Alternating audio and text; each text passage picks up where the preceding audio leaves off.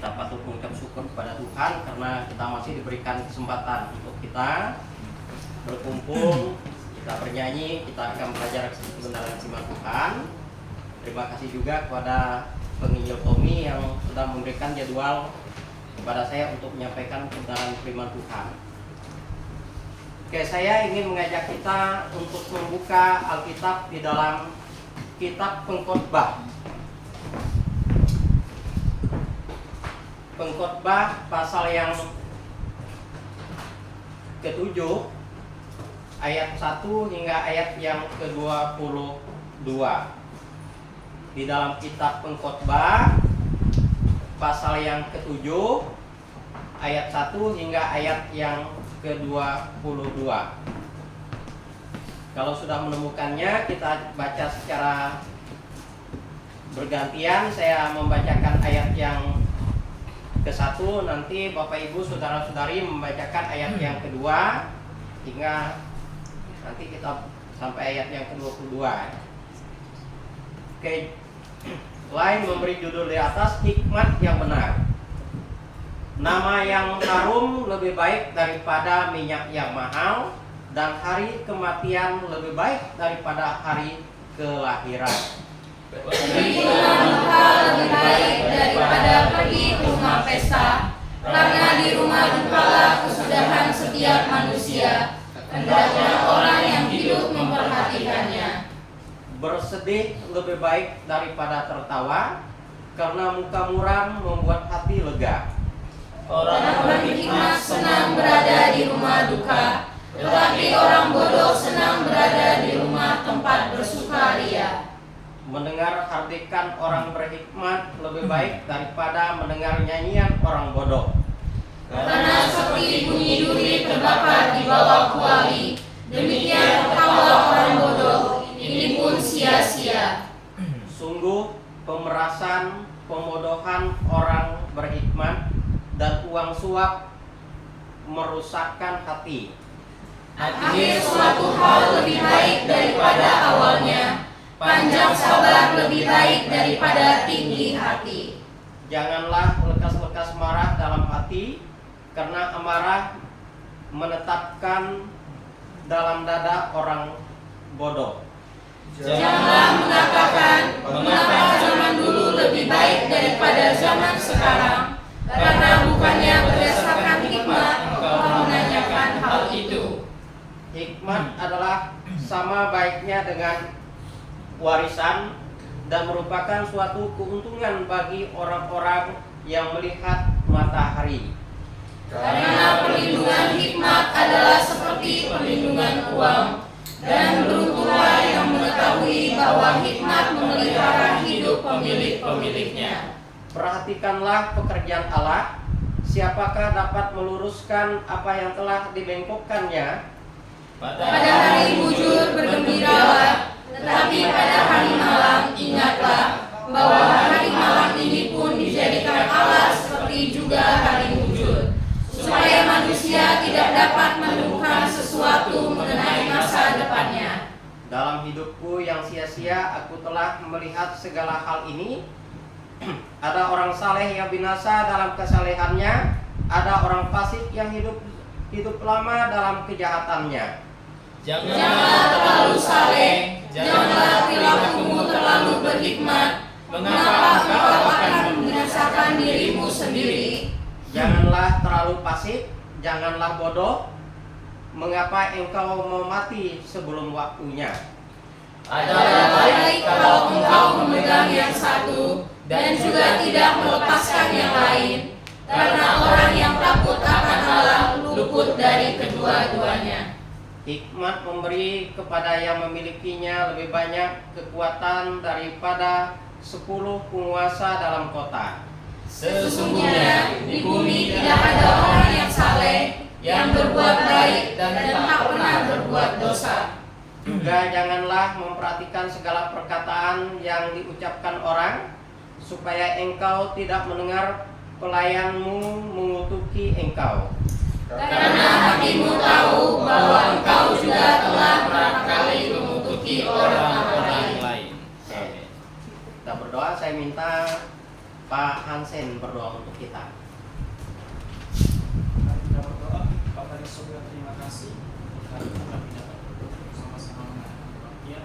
Juga sebentar lagi kami akan mendengarkan kebenaran firman-Mu.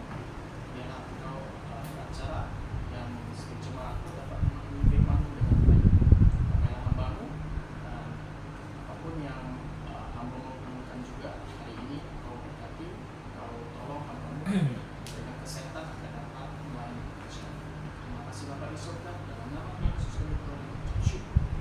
Amin. Oke, Bapak Ibu Saudara yang dikasihi oleh Tuhan, kita mengucap syukur kepada Tuhan karena kita masih diberikan kesempatan untuk kita belajar daripada kebenaran firman Tuhan. Beberapa minggu yang lalu saya sempat diundang ke salah satu gereja untuk berkhotbah. Nyanyinya itu, musiknya itu lebih keras daripada suara yang nyanyi. Ya, gerejanya cukup lumayan besar, tapi jemaatnya datang itu bangkunya masih kosong. Saya bilang maju ke depan biar agak dekat. Nyanyinya beda dengan kita, mereka nyanyi. Musiknya beda, sangat beda. Pusing juga kepala kalau lama-lama di situ karena nyanyinya. Nah, ini kita bersyukur karena nyanyi kita bagus, enak dinyanyikan dan tidak seperti yang di luar sana begitu. Bapak Ibu Saudara yang dikasihi oleh Tuhan, kitab Pengkhotbah ini ditulis oleh Raja Salomo yang menulisnya. Penulis kitab Pengkhotbah adalah Salomo. Kita bisa perhatikan di Pengkhotbah pasal yang pertama. Pasal yang pertama, ayat yang pertama. Inilah perkataan pengkhotbah anak Daud, raja di Yerusalem.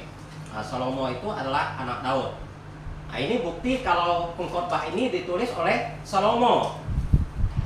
Nah, Pengkhotbah pasal 1 ayat 1. Nah, kita bisa perhatikan lagi di Pengkhotbah pasal 1 ayat ke-12. Aku pengkhotbah adalah raja Israel di Yerusalem. Nah, ini bukti kalau yang nulis kitab ini adalah Salomo. Nah, selain itu kalau kita baca daripada isi kitab Pengkhotbah ini adalah mencerminkan pengalaman dan kebijaksanaan seorang raja. Dia memiliki kekayaan, memiliki kekuasaan yang sesuai dengan gambaran daripada Salomo begitu. Ini kalau kita perhatikan kalau kita baca keseluruhan dari kitab Pengkhotbah ini hanya ada 12 pasal. Nggak sampai 1 jam selesai kalau kita baca. Bapak Ibu Saudara yang dikasihi oleh Tuhan, tujuan Salomo menulis kitab Pengkhotbah, yang pertama Salomo dia ingin mencari makna hidup. Artinya apa? Salomo ingin mencari jawaban atas pertanyaan tentang makna hidup dan tujuan hidup manusia itu sebetulnya kemana begitu? Kemana tujuan hidup manusia? Ini mengapa Salomo dia menulis menulis Pengkhotbah ini? Dia ingin mencari makna hidup, dia ingin tahu kemana manusia itu setelah hidup begitu. Oke, yang kedua, Salomo juga ingin mengajarkan kebijaksanaan dan hikmat hidup kepada kita semua, kepada kita yang membaca dari kitab Pengkhotbah. Dia ingin mengajarkan bagaimana kebijaksanaan, hikmat hidup kepada kita. Oke, yang ketiga, tujuan yang ketiga mengingatkan tentang kekekalan Tuhan dan kebesarannya. Nah, Salomo juga ingin mengingatkan kepada kita bahwa Tuhan itu kekal, Tuhan itu besar, Tuhan itu pencipta langit dan bumi segala isinya, Tuhan yang menciptakannya. Dan yang keempat, Salomo juga ingin memberikan peringatan tentang kesia-siaan hidup. Kalau kita baca keseluruhan kitab Pengkhotbah ini berbicara masalah segala sesuatu itu adalah sia-sia. Segala sesuatu yang kita kerjakan tanpa kita menyertakan Allah dalam kehidupan kita itu adalah sia-sia, nggak ada gunanya. Bapak Ibu Saudara yang dikasih oleh Tuhan, Salomo itu adalah orang yang berhikmat. Kalau kita baca di dalam kitab 1 Raja-Raja pasal yang ketiga, yang diminta Salomo kepada Allah itu ialah Salomo itu meminta hikmat kepada Allah. Dia tidak meminta kekayaan, dia tidak meminta jabatan, tetapi Raja Salomo dia meminta hikmat kepada Allah. Salah satu hikmat yang hikmat Salomo pada waktu memberikan keputusan. Ada 2 orang ibu yang berebut anak. Sama-sama mengklaim, oh ini anakku, kata ibu, satu orang ibu, ini anakku. Salomo dia memberikan keputusan. Kalau kita perhatikan di dalam pasal 1 Raja-Raja pasal yang ketiga ayat yang ke-24, dikatakan sesudah itu raja berkata, ambilkanlah aku pedang. Lalu dibawalah pedang ke depan raja. Di ayat yang ke-25 kata raja, penggalah anak yang hidup itu menjadi 2 dan berikanlah setengah kepada yang satu dan yang setengah lagi kepada yang lainnya. Di ayat yang ke-26 dikatakan, maka kata perempuan yang mempunyai anaknya yang hidup itu kepada raja, sebab timbullah belas kasihannya terhadap anaknya itu, katanya, ya Tuanku, berikanlah kepadanya bayi yang hidup itu, jangan sekali-sekali membunuh dia. Tetapi yang lain itu berkata, supaya jangan untukku ataupun untukmu penggalah, katanya. Tetapi apa? Salomo dia mengambil keputusan. Dia bilang, berikan kepada ibu ini. Ya, karena ibu inilah yang punya anak itu. Ini adalah hikmat daripada Raja Salomo. Tetapi kalau kita baca di dalam kitab Pengkhotbah, hikmat juga itu adalah sia-sia. Sia-sia. Bapak Ibu Saudara yang dikasih oleh Tuhan, ini kitab Pengkhotbah ini adalah kitab yang ditulis oleh Raja Salomo, yang tentu dia sudah mengalami segala sesuatu pernah dia alami, makanya dia dapat menulis kitab Pengkhotbah ini. Dia mengatakan bahwa segala sesuatu adalah sia-sia kalau kita melakukan tanpa penyertaan dari Allah. Dan pada hari ini saya ingin mengajak kita untuk merenungkan satu tema, hidup dengan bijak. Hidup dengan bijak. Bapak Ibu Saudara yang dikasihi oleh Tuhan, hidup dengan bijak.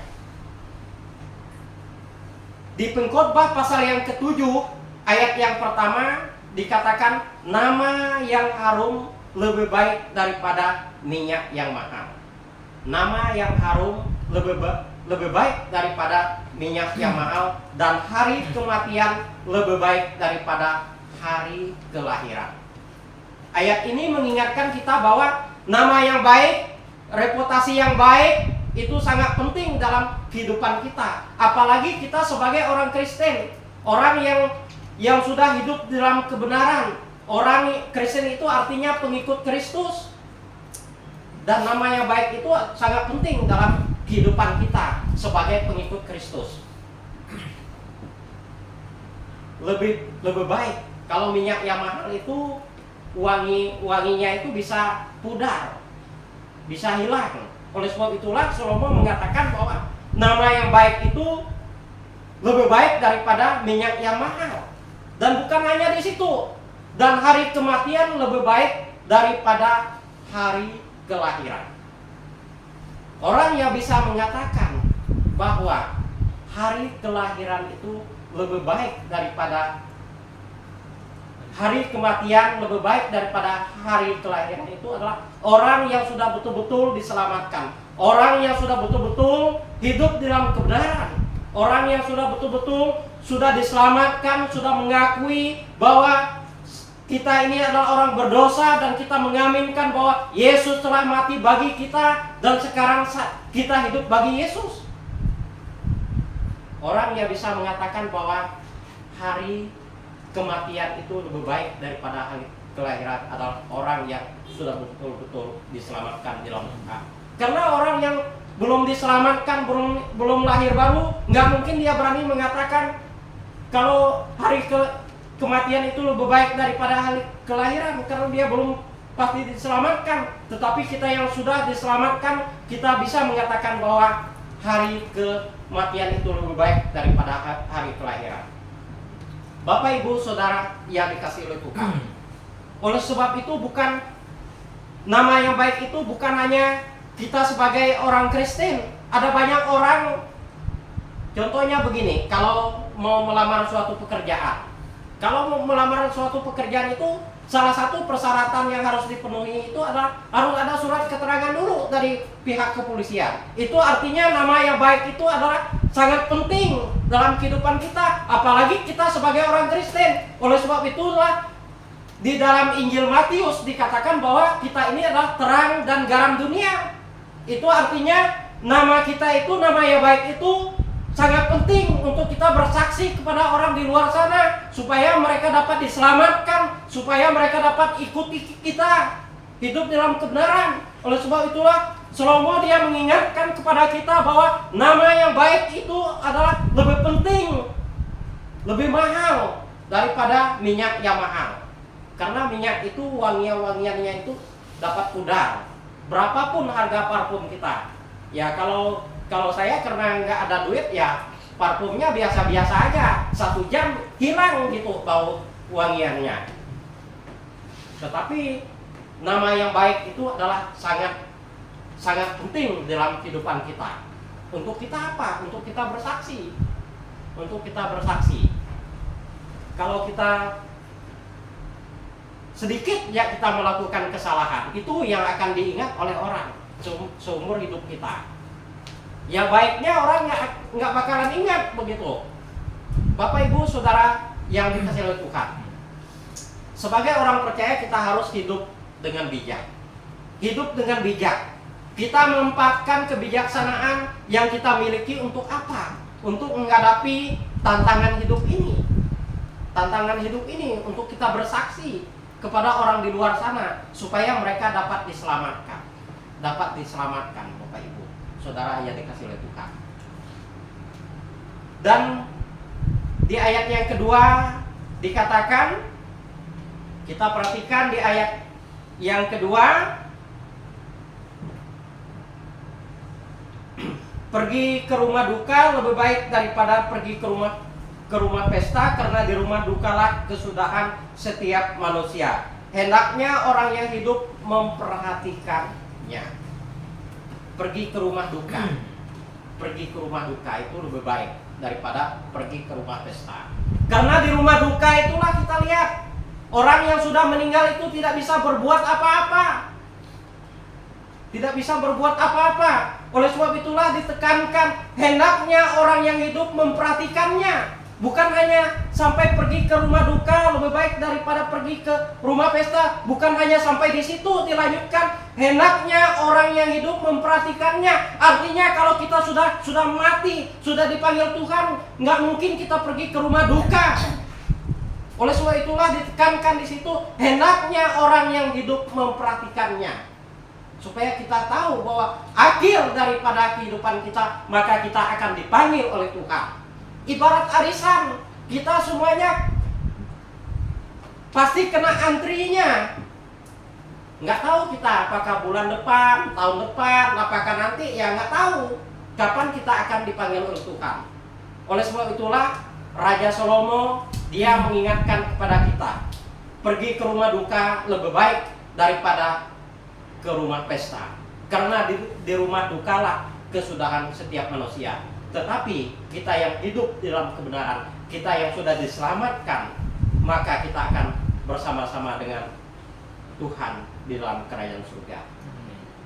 Bapak, Ibu, Saudara yang dikasihi oleh Tuhan, kalau kita lihat di luar sana banyak orang yang ngaku Kristen tapi hidupnya nggak sesuai dengan kebenaran firman Tuhan. nggak sesuai. Saya setiap kali diundang khotbah, kalau diminta khotbah di gereja kita, saya siapkan betul-betul firman Tuhannya, karena saya tahu jemaat di gereja baptis ini sudah paham dengan kebenaran firman Tuhan. Nanti salah dikit ya susah juga begitu. Beda kalau umpama saya diminta khotbah umpama ke gereja tetangga, bukan berarti nggak saya siapkan dengan benar, tetapi yang pasti kita sampaikan dulu adalah tentang keselamatan dulu. Kita tentang mereka, apakah mereka yakin kalau mereka mati pasti masuk surga. Bapak Ibu Saudara yang dikasih oleh Tuhan, di ayat yang kedua dan yang keempat ini mengingatkan kita bahwa kesedihan dan kematian dapat membuat kita bijak, dapat membuat kita menghargai kehidupan. Artinya, berarti akhir daripada kehidupan manusia ini kita akan dipanggil oleh Tuhan. Kalau kita sudah dipanggil oleh Tuhan, ya tidak ada kesempatan untuk kita bertobat dan percaya kepada Tuhan Yesus. Oleh sebab itulah sebelum kita mati ini begitu, sebelum kita mati, kalau belum ada keyakinan, pergi dulu ke rumah duka, lihat kalau orang yang mati itu bisa nggak dia diajak ngomong begitu. Udah nggak bisa lagi, diangkat pun kita buang ke sungai, dia pun nggak tahu begitu. Nah ini oleh sebab itulah Salomo mengatakan hendaknya orang yang hidup memperhatikannya. Kita memperhatikan begitu, nggak usah takut dengan kematian. Bapak Ibu Saudara yang dikasihi oleh Tuhan, di ayat yang kelima, kita perhatikan di ayat yang kelima, mendengar hardikan orang berhikmat lebih baik daripada mendengar nyanyian orang bodoh. Artinya nasihat orang yang berhikmat itu lebih baik daripada kita mendengar nyanyian orang yang bodoh. Nah, orang yang bodoh di sini saya pikir bukan orang yang bodoh yang EQ-nya di bawah rata-rata, tetapi orang yang hidup di luar kebenaran firman Tuhan.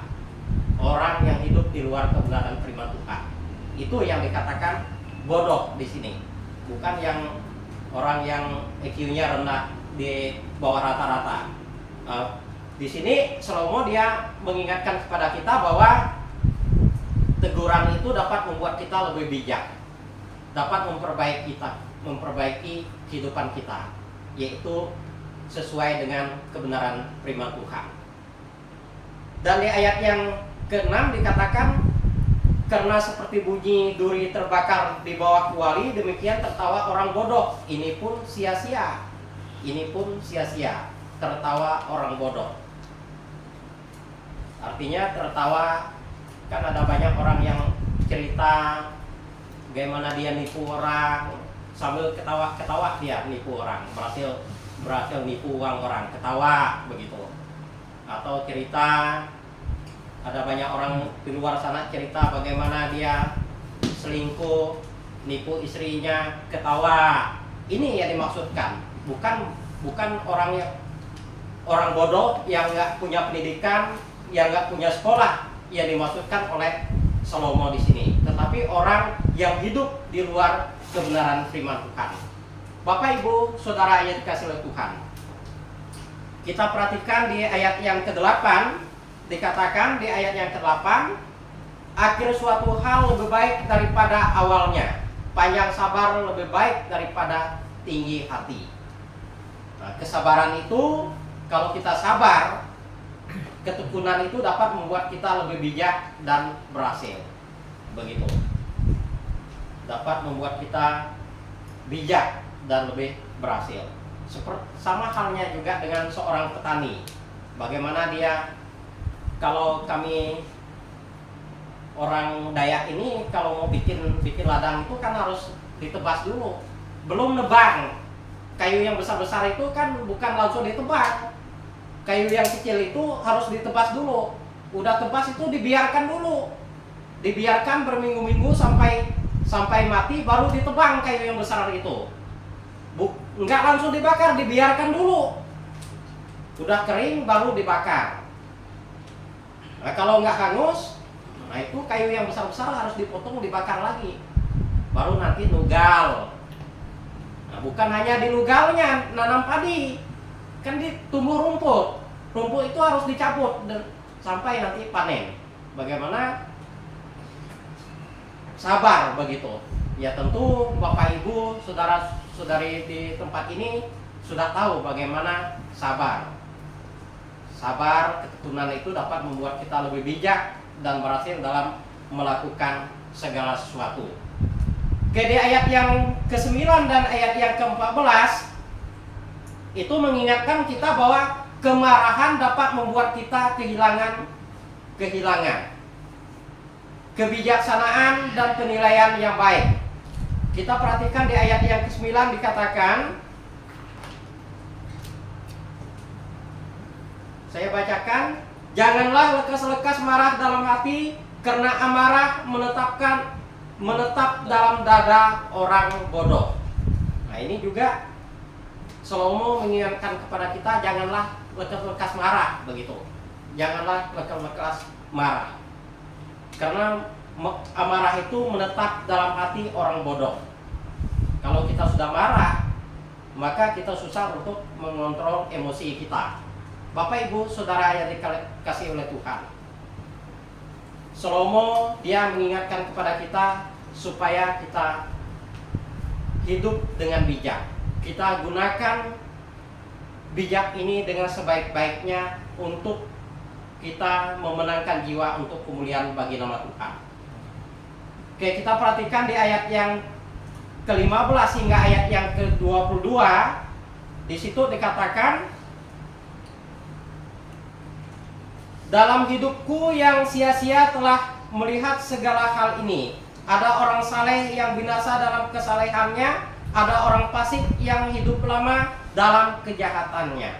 Seringkali kita lihat orang itu bagus, oh kok cepat benar ya dia dipanggil Tuhan. Orang yang hidupnya nggak bagus, kok umurnya panjang benar ya nggak dipanggil oleh Tuhan.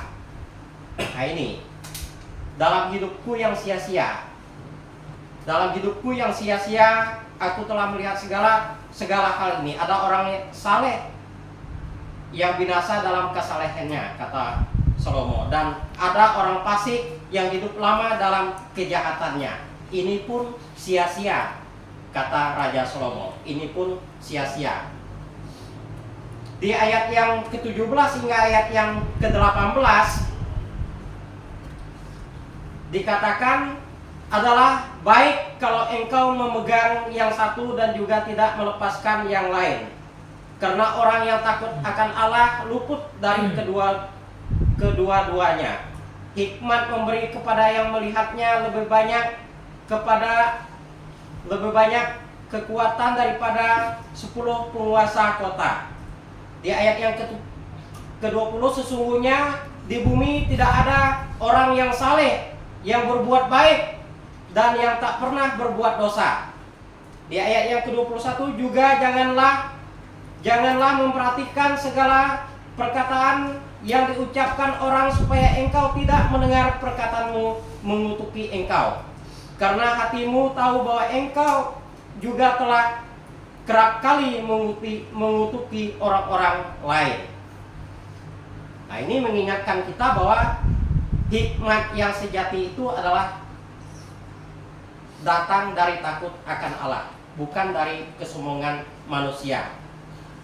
Dan tidak ada manusia di muka bumi ini yang benar-benar saleh dan tidak berdosa. Artinya kita di muka bumi ini adalah manusia yang berdosa. Kita adalah orang yang berdosa. Dan kesimpulan daripada kitab Pengkhotbah ini, nasihat daripada kitab Pengkhotbah, kita bisa perhatikan di pasal yang ke-12, Pengkhotbah pasal yang ke-12 ayat yang ke-12. Inti dari nasihat Salomo di dalam kitab Pengkhotbah pasal 12 ayat yang ke-12, pasal 12 ayat yang ke-13. Akhir kata dari segala yang didengar ialah takutlah akan Allah dan berpeganglah pada perintah-perintahnya, karena ini adalah kewajiban setiap orang. Karena Allah akan membawa setiap perbuatan ke pengadilan yang berlaku atas segala sesuatu yang tersembunyi, entah itu baik, entah itu jahat. Ini kesimpulan daripada nasihat Salomo di dalam kitab Khotbah. Di kitab Khotbah, akhir kata dari segala yang didengar ialah takut akan Allah dan berpeganglah pada perintah-perintahnya. Oleh sebab itulah kita selalu menjunjung tinggi kebenaran firman Tuhan. Kita mau melakukan segala sesuatu itu sesuai dengan kebenaran firman Tuhan. Oleh sebab itu kita nggak ada musik yang joget-joget seperti yang di tempat lain. Nggak ada seperti itu. Yang bikin kita nggak lama kita ikut kebaktian di situ sudah pusing juga kepala dengar mereka nyanyi begitu. Bapak Ibu Saudara yang dikasihi oleh Tuhan, demikianlah kebenaran firman Tuhan yang dapat saya sampaikan agar dapat menjadi dasar atau perenungan kita hidup di dalam kebenaran firman Tuhan. Oke, saya serahkan kepada penginjil Tommy untuk tutup dalam doa. Kita berdoa.